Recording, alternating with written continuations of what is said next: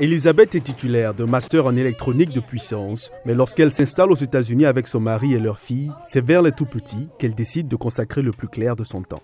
Ça va mon bébé, tu as fini? Ma fille, quand elle est arrivée, elle était dans une école d'immersion française. Dans sa classe, les enfants avaient tellement de difficultés parce que certains n'avaient pas appris ce français depuis le bas âge.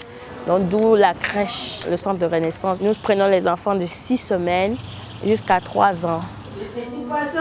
Aujourd'hui, Elisabeth est surtout fière de voir sa fille aider d'autres enfants à parler français. Il y a beaucoup de gens ici qui ne sont pas bilingues et je pense que c'est un avantage que j'apprends une autre langue et je veux partager ça avec tout le monde. Lorsqu'elle retire sa blouse d'éducatrice, c'est pour en porter une autre. Cette fois-ci en tant qu'entrepreneur dans le secteur médical, une autre activité qu'elle mène depuis 8 ans avec son époux.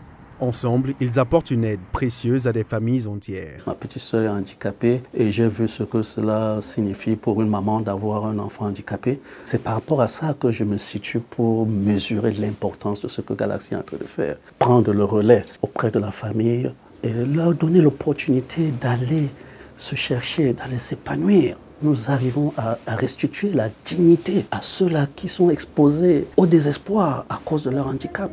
Sophie, c'est une francophone qui, lorsqu'elle est arrivée ici, sa maman ne connaissait pas quoi faire. Elle est restée 1 an à la maison, elle a 21 ans, elle n'est jamais allée à l'école. Nous avons guidé la maman sur le service, donc elle va à l'école maintenant, elle va au des programmes. Sophie a envie de faire la couture.